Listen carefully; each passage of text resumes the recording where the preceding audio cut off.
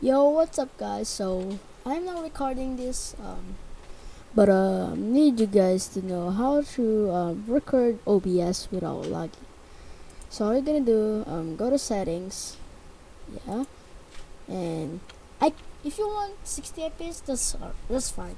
I could just set to 48 and turn this to Lanxos. I don't know, and disable arrow. I don't know how to pronounce that, but make sure its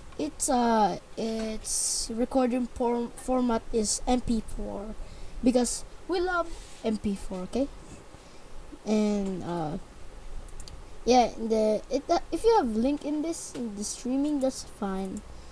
Yeah, and yeah, that's it. But wait, we're not done yet.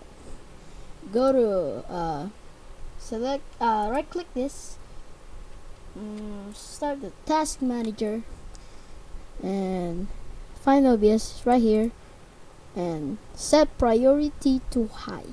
It gets performance, it boosts more FPS, and if it works, um yeah, make sure to subscribe, and also ask me in the comment if there's something problem in this tutorial. And yeah, see you guys later.